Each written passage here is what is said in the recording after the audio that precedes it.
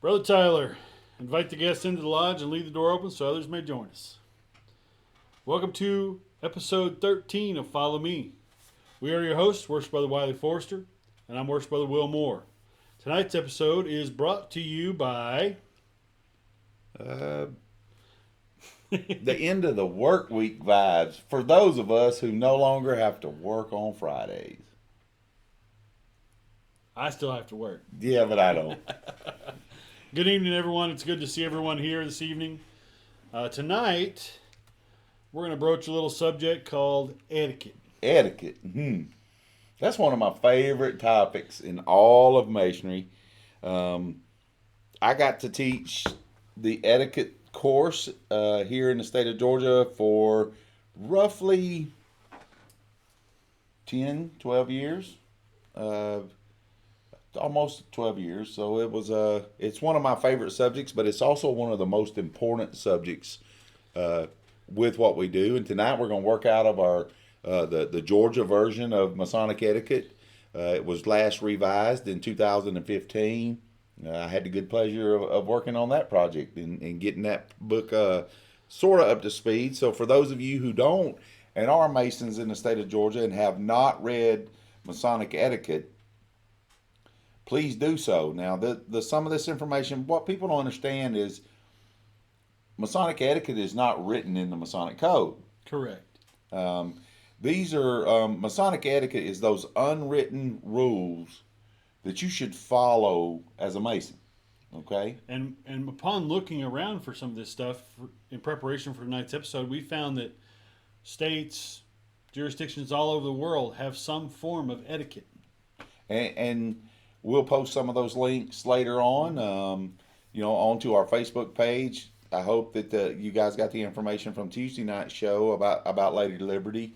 We had some great feedback about Our Lady in the Harbor up there and how she came about and the things that went on with her construction and how she came into America. But there again, we told you as we got more settled into our new situation up here and at my new house, we were going to dive into some Masonic subjects that really need to be talked about. We've all been away from lodge. By the time we get back, we'll be out of lodge 10 weeks, 12 weeks. We don't know. But what we do know is we all need to revisit what Masonic etiquette is and how we're supposed to act, walk, and talk as Masons. As you know, in this profane world, etiquette is not one of the strong suits for most people in the world these days. They have no etiquette. So, by definition, etiquette, this is from the Cambridge Dictionary. It says it is a set of rules or customs that control accepted behavior in a particular social group or social situations.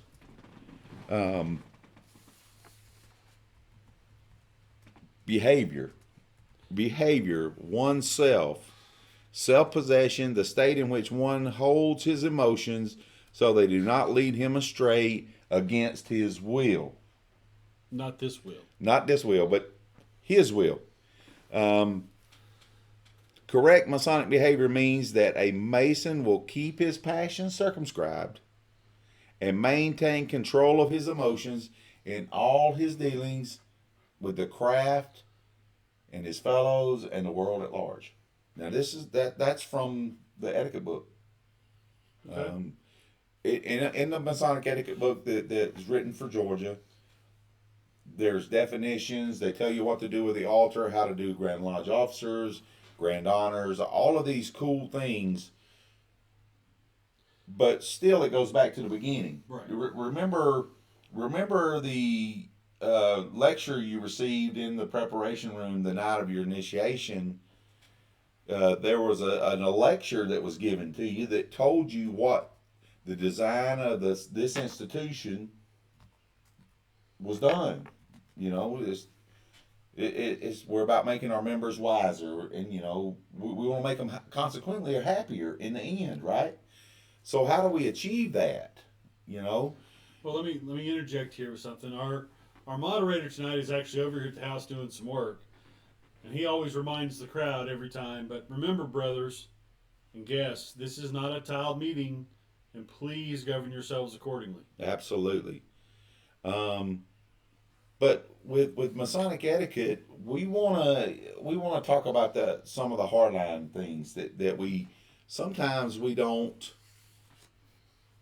really we take for granted. That's the key word. Take for granted. Think about this, Will. The number one rule in Masonic etiquette is politeness. Have good manners. I did. Yeah, well, you got to have good civil behavior, which, by the way, there's some out there that can't quite have civility towards one another these days. You got to be courteous in your deportment, cautious in your speech. You know, we were taught on one night during our degree work for us Masons that we have to be careful in our remarks. We can't be hasty in our judgments. Remember that night? Well, I do, and it reminds you sometimes, and it's hard to remember this as a human, to remember to put the filter back in sometimes Right. before you just blurt out something. And I think we all do that a lot, and we need to remember we got to put that filter in, especially in masonry, but also we're Mason 24/7, so we really need to keep that filter in 24/7. But and you're right, but when we're talking about quick judgment or say something offensive to a brethren, we're also taught to apologize just as fast as those words come out of your mouth, and sometimes we don't do that, and then it festers and it becomes a huge event. Yep. Well, we show improper etiquette to begin with by number one saying those things. So now this is where we are. We got to understand as Masons that our etiquette and what's required of us through Masonic etiquette is not the same as the profane world. Sorry, they're saying we got some echo. I want to listen to it. So, we've got to be careful with some of those things. The word etiquette implies observance of the formal requirements of our governing behavior. Okay, so, according to Masonic law, it's never been really written of what etiquette is, except in this book. So, like I said in the beginning, it's not in our book of the law, but the teachings that come down from mouth to ear, from generation to generation, that's what does it for us. You know what I'm saying? We need to make sure that by our tradition, the good taste and sensitive feelings of the individual brother remain our only guidance. So, did you know? I'm gonna throw in a little. Did you know, right quick? Did you know that the first evidence of Masonic etiquette was written in the Regis manuscript in 1390? What is the Regis manuscript? Because I'm not a big history buff. So The Regis manuscript is the oldest Masonic document that we know of. Okay. It emphasizes the necessity to pay due respect to the craft. In the constitutions of 1723, it is specified a Mason is obligated by his tenure to obey the moral law. So think about that to all that are watching. The moral law, it was written in 1723. Wow. That we are obligated as Masons to obey the moral law. So we need to make sure that we continue to do those things.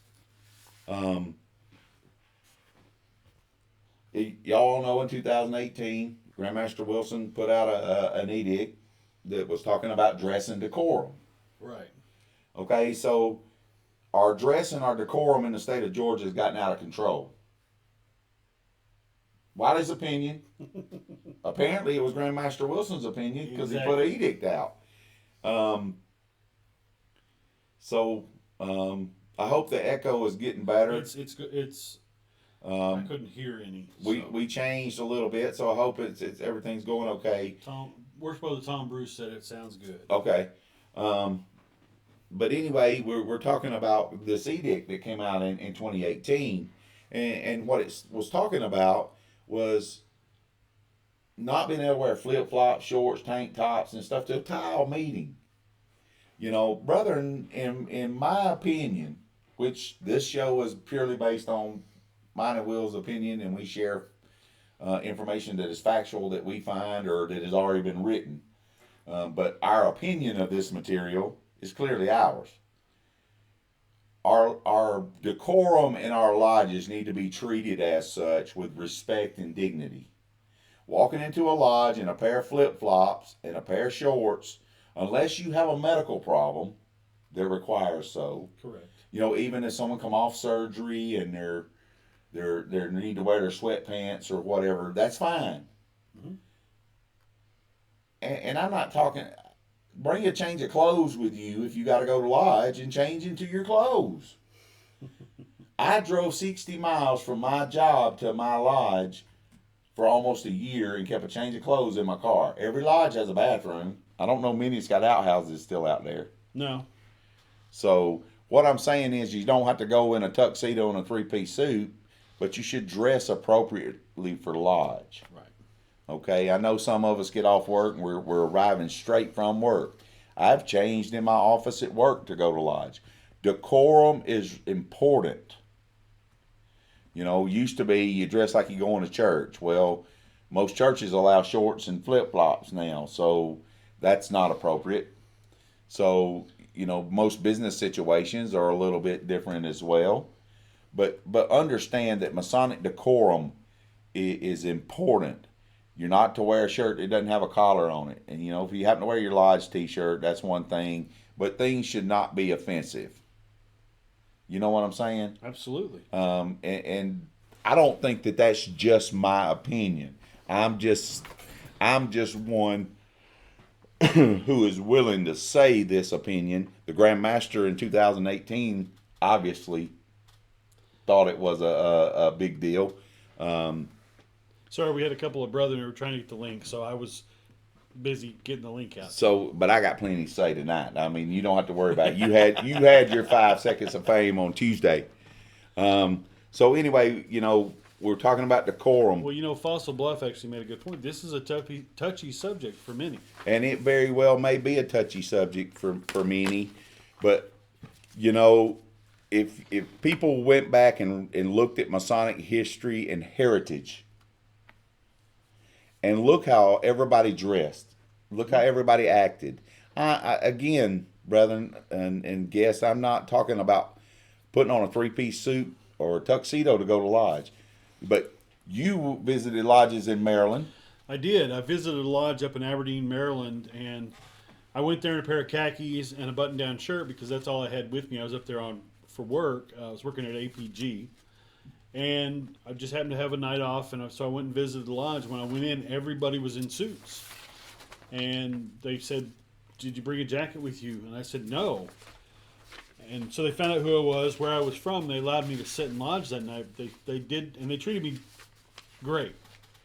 But they also stated to me that they would like me, if I come back, to bring a suit with me or a sports jacket. All of the officers were in tuxes, and the master wore tails and a top hat during lodge. So it was an AF and AM, an Ancient Free and Accepted Masons Lodge. So it's a little different than it is down here, but there are a lot of lodges even down here in Georgia that dress up. What I would consider dress up. They wear a suit or they wear tuxes. I know for degrees in your lodge, you guys all wear tuxes. Yeah, and white gloves, and that's just something that we do as part of our heritage. Well, and it's the first time that person's been in that lodge, and it looks good. So I understand the different rules, and I've been around the world too, and I've seen in a lot of lodges overseas where they wear suits. But you also have been in a situation too where it's very respectful if a man's got a nice pressed shirt on and wearing a pair of overalls. Correct. You get just as much dignity in that. What I'm telling brethren is not to not wear certain things. What I'm telling you is is decorum is important. Treat your lodge with respect and Dignity. dress accordingly. Yes. And we're not trying to, yes, we are. We are trying to tell you that there's too many people that take for granted how decorum should be in a lodge. Period. And that to me, that's a loss of respect for what we're in. We're in a fraternity that not everybody gets to be in, so we need to treat it with the proper respect it deserves. I mean, what we talked about on Tuesday. Mm-hmm. They did the Statue of Liberty. I mean, Masons were involved from beginning to end. They didn't come to those ceremonies in a T-shirt and blue jeans. They came to it in a suit, I guarantee it. Yeah, absolutely. And you know that when they were out there in the pouring rain, stood out there in their suits and their finest clothes to show the world at that time, this is who we are. Correct. And I'm just saying that because decorum is such a touchy subject, and every lodge is just like the guys from Fossil Bluff talked about. Each lodge has its particular uniform or style of dress. They are all in lodge shirts, all in khakis or whatever. Those are beautiful things. But understand, when we're having degree work and we're performing our ritual, you need to step it up when you perform the ritual. Right. You know, it's not just a bunch of words coming out of your mouth. It's got meaning, and it should have meaning. But anyway, that's all about decorum, about dress. And you'll get him going down the rabbit hole if we're not Yeah, careful. because I mean, you know, I've been fortunate enough to have good mentors that taught me about certain things to wear to lodge and certain things not to wear to lodge. And that's all that matters. We also, when we're in lodge, we got to be careful about our discussions, you know, because it could drown out the business that's happening in lodge. It's poor etiquette. Well, and I had a brother tell me, and I'm going to bring this up, and we may even do a cast on this one night because I'm doing some research on it, but a brother who's not on tonight, but he told me that when other folks talk in a lodge, the side discussion, it keeps him from the light that he's trying to receive. Mm-hmm. You know, there may be something going on important that night where the brother's going to learn something.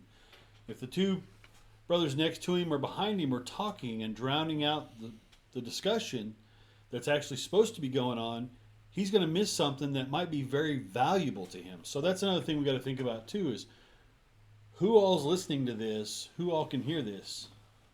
But think about this too. If you say you showed up to lodge late, you know, work's running late, you're in a rush, and lodge is already opening. You know our proper procedures to gain admission at that time. All right, so what should you be doing once you get yourself dressed and ready to go? Remain quiet. Absolutely. Because most lodge halls carry a huge echo, and whatever's being said by the brethren talking to the Tyler is usually heard inside the lodge hall. So decorum there again, and now respect and just being kind. Okay, so we see all of that. We're touching on a bunch of different subjects right now. Oh yeah. And you know we're trying to figure out our acoustics here too. So we changed from our other side and went to the other side of the room.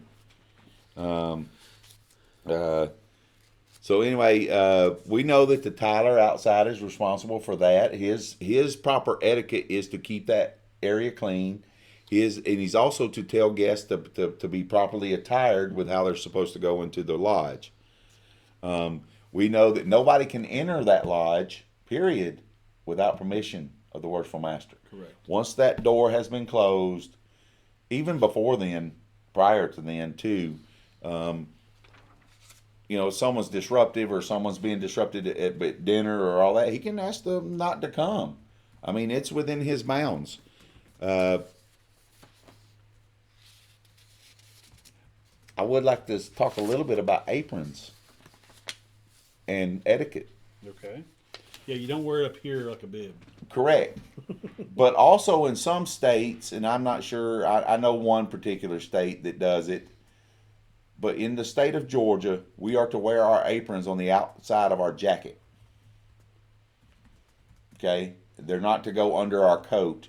And, you know, if you're wearing an overcoat, obviously you may not be able to get it around you. But it is not good etiquette to wear your apron under your suit jacket. You wear it outside of your suit jacket. And that's different because when I've been to different states and different countries, some are allowed to wear them under.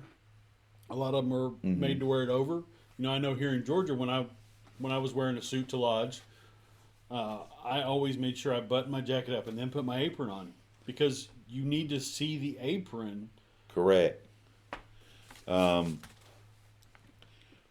We always want to make sure that we understand that, and I know that there are so many states that are over the jacket, but there's quite a few that are not. Well, Fossil Bluff says Texas is over the jacket. Yep, and I know that Mississippi is under the jacket. You can wear it under the jacket.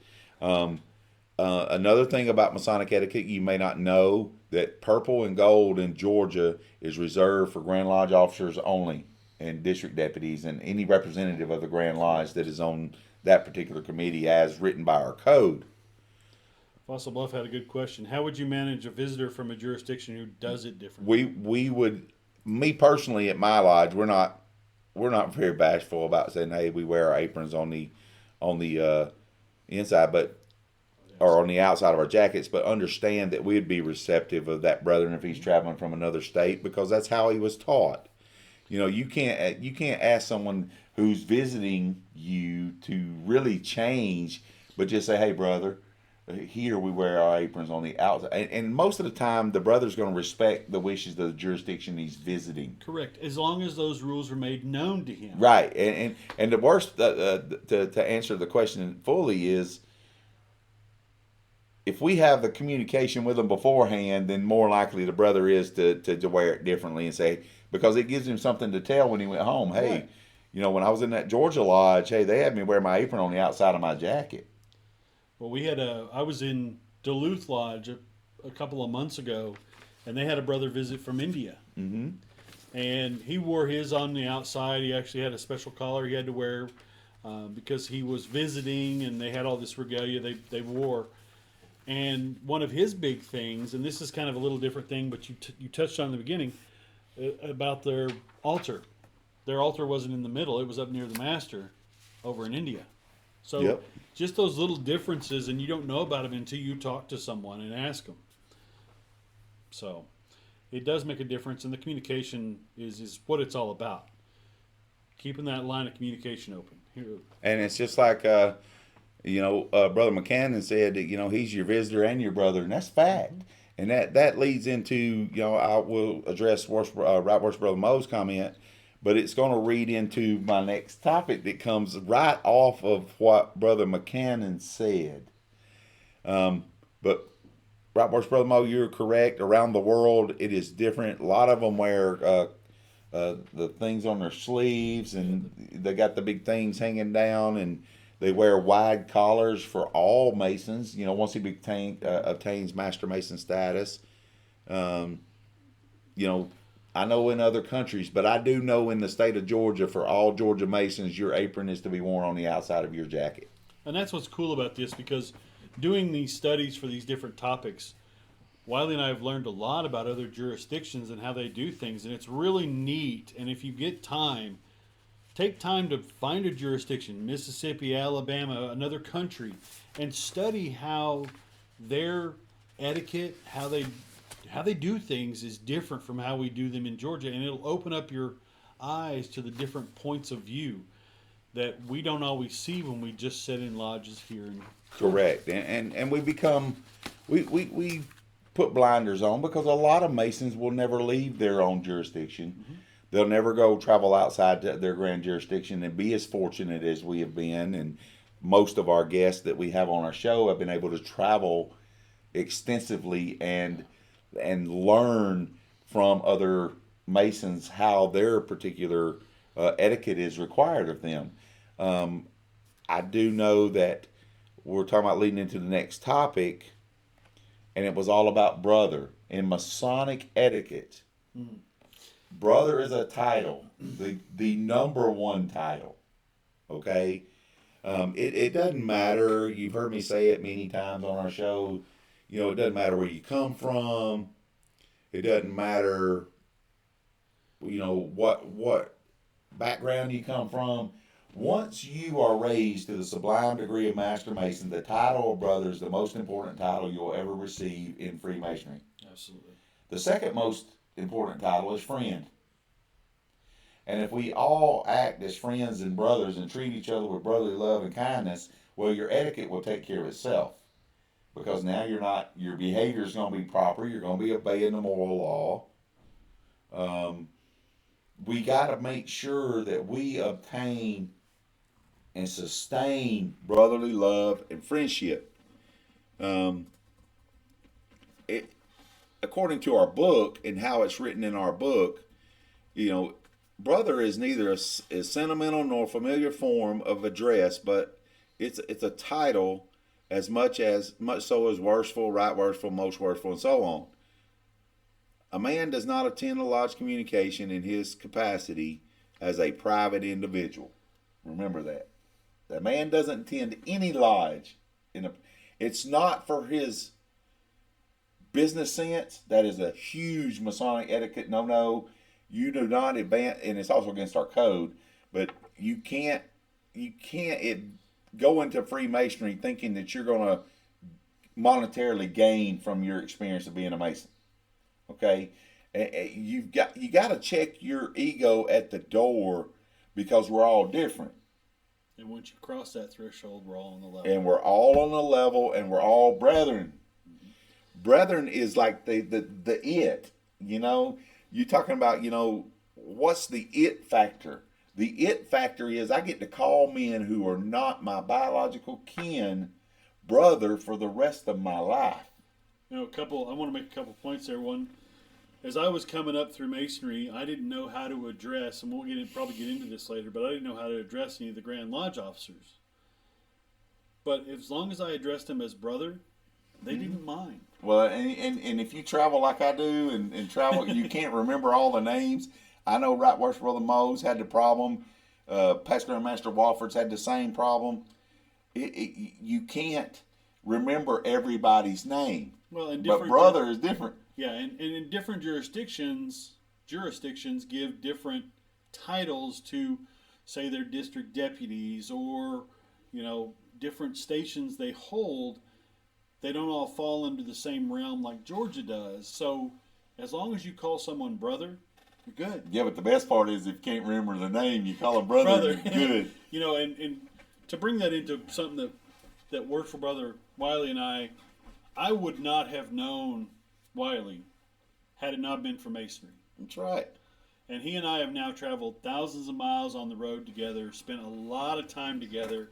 We enjoy doing this because we enjoy each other's company. And had it not been for Masonry, I wouldn't have made a true brother and my best friend had it not been for this fraternity. That's true. And I it is a resound same sentiment. You're absolutely correct, Worship Brother Coffee. It should be Worship Brother Forrester, Worship Brother Moore. You shouldn't do it with their first name. A lot of people get in that habit, but proper etiquette, states that it should be their title, brother, or worshipful brother, if you know that, or right worshipful, and their last name. Correct. We get out of that habit a lot. I do it here in the show. Wiley does it here in the show.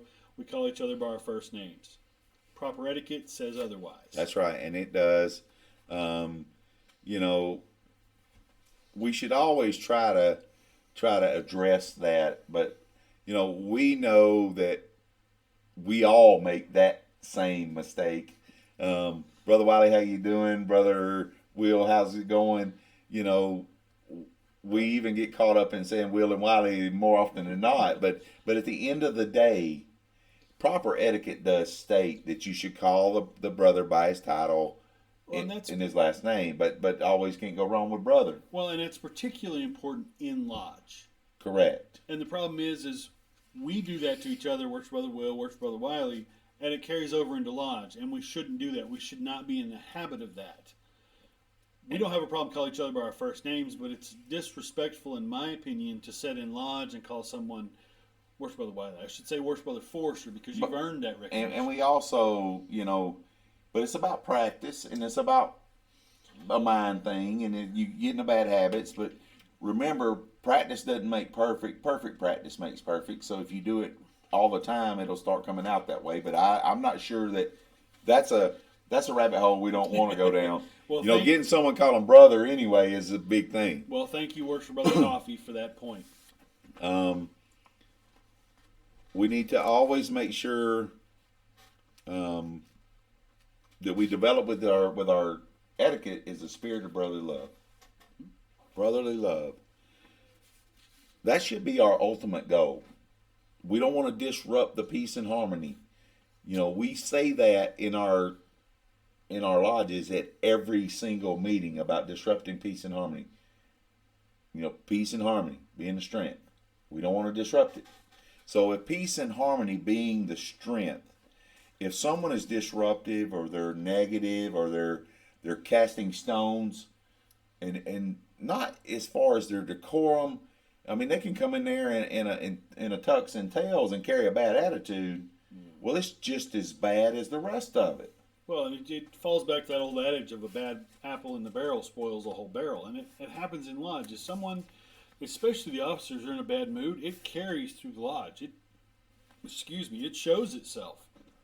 And so you've got to keep these little things in the back of your mind. And just that thing of brother and last name, if you keep that in the back of your mind, you are going to have a better time in lodge because you won't have someone thinking, boy, he's being a little disrespectful over there. And think about this, too, when it comes to brotherly love. By the exercise of brotherly love, we are taught to regard the whole human species as one family. Okay? The high and the low. We talked about it being on the level. Mm-hmm. If we're on the level, treating every person the same that has a just claim upon our kindness, we should know that. Mm-hmm. Okay? And there's some of you in this fraternity that have forgotten that. And it's dead serious. And well, there have been times I've forgotten it. Yeah, but there's some that are carrying it beyond that at this point that need to go back and look in that mirror again what it means to be someone's brother. Right. Okay? I know that our certain ways of warning brethren has been exhausted at this point, and they still forgot the important lessons of brotherly love unites the whole. Okay? We know that Masonry unites men from every country and every walk of life. Every walk, that's a big point. Every walk of life. That's why we talk about on the level. Whether you're a CEO of a corporation or the janitor at a high school, and I'm not putting either one of them down or up, we're all the same when we walk across that threshold. Every one of us.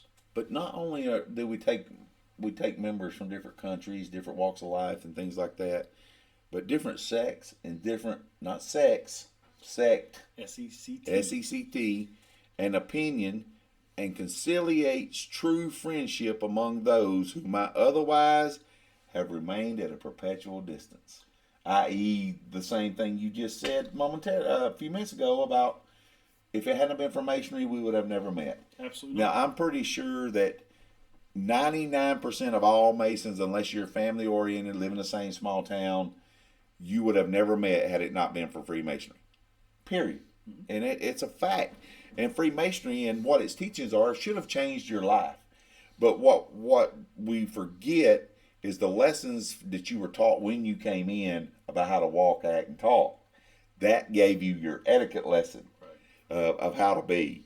But what it also does is the Master Mason who practices brotherly love and presiding over the affairs of being a Mason, not only as his lodge, as his leader, and in the intercourse of dealing with his brethren, begets a full measure of brotherly love in return. His lodge and the whole community are greatly enriched by yourself acting properly, treating others with kindness, being a brother. Taking that word, now I know I got two brothers, and sometimes, we all make bad comments about our brethren, about our blood brothers that, we'll treat everybody like you do your brothers. No, y'all don't want me to treat you like I do my brothers. But at the same time, I have a brother who's a past master of the lodge, so it's a little different for me and him. But my baby brother, he's not in a lodge, so me and my brother have a different relationship. Right. So, and it was all bound to by what the teachings of Freemasonry embodied and what they wanted to become. Now, when we're giving speeches and short talks and lectures in lodges, bad Masonic etiquette. Bad. I know where you're going here, and this is going to be a touchy subject, but let me pull you back a little bit, back to the discussions in the lodge we touched on earlier. Mm-hmm. One of the things that I see in this digital age, brethren on their phones. Oh, yeah. Well, where I'm guilty. I've seen brethren take calls Not that guilty. in the middle of a lodge meeting and actually talk to someone for 2 or 3 minutes in the middle of a call. Not that guilty. I can't do that bad. But we see brethren all the time. I've seen it out of officers and folks sitting on the sidelines playing with their phones, missing cues, missing things. Oh, what was the date on that? Mm-hmm. Now, I understand that if a date's being given out and a brother wants to put in his calendar or needs to look something up he needs to report on or anything like that, or gets an emergency call or an emergency text, I get that. Don't have a problem with it. But if you come in and sit down and play games for the entire lodge time and don't enjoy the time with your brethren, or your phone rings in the middle of the lodge, and I know some lodges in the state of Georgia will charge you if your phone goes off in the lodge. I know one. So my lodge has a $25 fine if your phone goes off in the lodge, just so you know, and it has to go into our charity fund. So I understand both sides of the coin, but brethren, you're there for a reason. If you wanted to stay home and play games on your phone, stay home and play games on your phone. Yeah, don't come to lodge. So I just have to touch that because I see it more and more and more, and it's distracting. And sometimes, though, you know, and I'm not using it as a defense or an excuse. You know, I could be involved with some other thing going on at a lodge in another section of state or some of that other mess. You know, I know many lodge leaders that would leave their cell phones in the car, lock them up in the car or whatever. I've been in lodges in some jurisdictions where you have to put your cell phone in a lockbox or something when you go in the lodge. You know, it's crazy, but it's true. Well, but I wanted to back up to that because I know it's important. It's super prevalent in a lot of lodges anymore because we do have that little candy bar sitting in our hands, and well, I'm not interested in the topics going on, so I'm going to sit and play a game on my phone. I've done it. I'm guilty of it. I know you're guilty of it. Yeah, I'm guilty. Guilty as charged. Thrice guilty. We need to stop doing that because it distracts. Because you'll have other folks looking at you, especially if you're a past master or you're a leader in the lodge. You know, we do have leaders in our lodges. They see that, they think it's okay, especially for these new upcoming Masons. So it's just something to think about when you're in your lodge. And Horse Brother Kessler, we're like you too. We carry the Masonic code on our phone too, and we use it for reference, but we also use it to aggravate others as well. And we say that to aggravate, and it's true. And it's hard to separate the two. If you see someone if you're in a lodge that just uses it for looking up things on the code or looking up a calendar date or looking up something or they get in a portfolio, that's one thing. But as more and more folks are doing it, you'll look over at someone and say, hey, they're not even paying attention, they're playing a game. Not knowing they're actually doing something Masonic that they want to report on in a minute, maybe for good during the good of the order or a lecture they want to give or something of that nature. So it's a fine line and one we got to be careful with. Yeah, and we were talking about the next topic is pretty touchy. Mm-hmm. And I'm sure, I hope that some of these topics we talked about really resonated with some of you, because we are in a time of adjustment and change. Our lifestyles have been uprooted. Our the way we conduct ourselves in business and everything else is totally going to be new to all of us. And we haven't gotten back to the lodges yet, so we've got to reinvest in the lodge itself. Our buildings are not what makes the lodge, it's the members inside it. And if the members are all happy and joyous and all working towards the common goal, then we've accomplished what we should be doing as Masons. It's not that building that sits on 99 Spring Street. It's just not. It's not, you know, the lodges in the state of Georgia are not on 811 Mulberry Street in Macon, Georgia. They're not. Nope. The lodges are the membership as a whole. And when we're not practicing good Masonic etiquette, we're not owing up to our obligations, we're not following the principles and the teachings of the fraternity, then we got some bad seeds. Yeah. So we got to get where we need to be. So, but one of the last topics I want to talk about, we're almost over. I could probably do 3 hours on this one topic, but we could probably do an hour, or we could probably do a mini show series on every topic in here. Mini series. Oh, absolutely.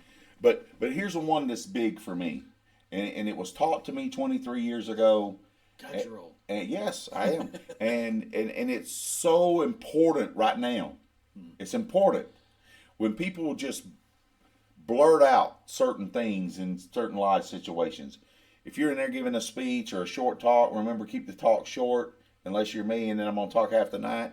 And but Freemasonry says in its principles, in the Masonic Code in Georgia, that we're not, what I'm about to say, that we're not allowed to do this.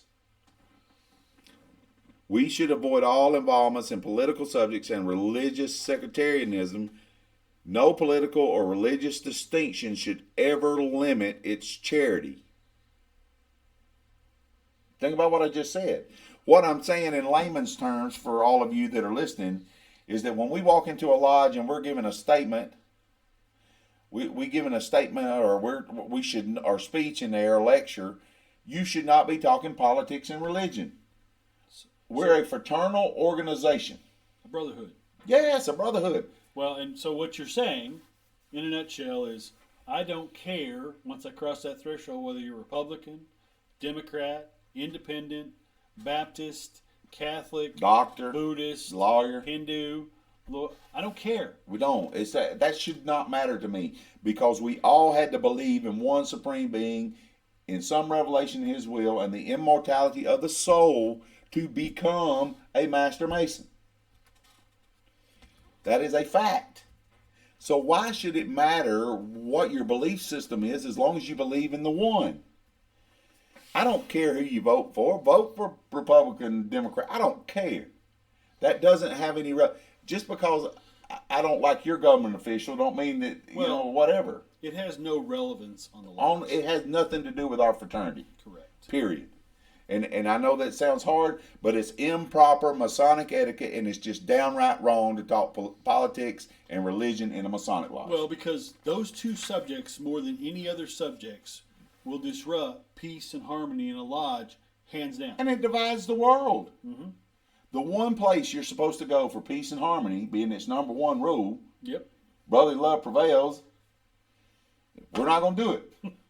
So we're not supposed to do it. I've seen it happen, and I've seen what it does. So there was my soapbox moment, because I am, as a member of this fraternity that has traveled millions of miles in this fraternity, politics and religion are the number one dividers of all fraternal organizations. Well, and if you just, all you got to do is look at Facebook and see how it divides the world to know what it would do to the fraternity if we let it slip in. Correct. And we got to start kicking some of that out, because in some places it's more prevalent than others. Mm-hmm. But it's not proper etiquette to do these things, and it's against Masonic law. Right. People forget that it's against Masonic law in the state of Georgia. We don't talk religion and politics. It's in there in our Declaration of Principles and things like that in the front part of our Masonic Code. Okay, you beat that horse. Can't help it. I'm going to ride him till he dies. Well, he's dead. Okay. So anyway, breathe, brother. Can't help it. I'm sorry, brother. And I get tore up about that, and I knew that was going to be a tough subject for you. We can't forget, Will, that we represent one of the greatest fraternal organizations ever created by man. I think it's the greatest. It is the absolute greatest, and what our foundation is so sacred. It's built on brotherly love, morality, and relief. Period. I'm going to look up the Masonic Code section that Brother Kessler just posted. Worse for Brother Kessler. Well, it'd be right worse for Brother Kessler. Yeah, and it says so. It says so in my notes. The code section 71- something, whatever that says. But we got to be able to exemplify. We got to be able to exemplify dignity without stiffness, gentlemanliness, without ostentation, and brotherhood without familiarity. Period. I'm almost at the end of this soapbox journey. So the non-sectarian, non-political in Georgia Code is Masonic Code Section 71-103. I know it was 71 something. And if you want, for you out there that have the Masonic Code, look it up. You know, we've been doing this fraternal thing for more than 300 years to this point. Here in the United States. Right. Since it came from England. You know, our lodges vary from year to year when we started and all that. But with Masonic etiquette, as much as anything else in Masonry is meant to advance its purpose, etiquette will allow you to impress upon the minds all wise and serious truths, no matter what. We know that the design of this institution was to make its members wiser, wiser and more consequently happier. Etiquette is about courtesy. Mm-hmm. It's about the common courtesy that a man should give a man, even in the profane world. Everyone deserves our courtesies. I was going to say not just to our brethren, but to wives, our widows, spouses, mothers, brothers, daughters, the whole grandparents, everybody deserves our kindness. Yes, and we should all be kind, gracious, and brotherly, both fraternally and non-fraternally. We should be toward one another. We should treat each other with respect and dignity. Most of all, we need to learn how to start treating our lodges with more respect and dignity, with how we dress, how we act, the words coming out of our mouths, what we're saying to everyone. We must preserve peace and harmony. We've got to do that, and the only way we do that is through following proper etiquette. If we're good to one another, mm-hmm. You know, we're dressing the part.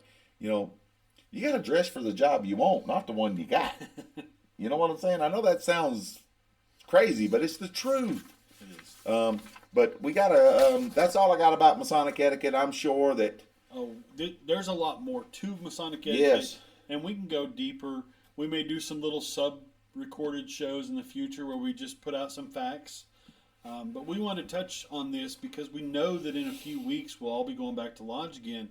And these are the things that haven't been in our minds for the last couple of months that we need to start brushing ourselves back up on. We got some bad habits going. We do. Do we got a good book, though? We could recommend a good book? We do. Not just the good book. But no, a good book. A good book. A good book. So one of the books that we can recommend to you is called Freemasonry and Its Etiquette, the 2001 edition, by William Preston Campbell Everton. It's put out by Gramercy Books, 1978. We'll have that title on our Follow Me page too. Right worshipful Brother Gomez said he wished he could send us some pictures. I asked him to send them to our Gmail, and for those that don't know, if you want something to email to us, masonicfollowme@gmail.com.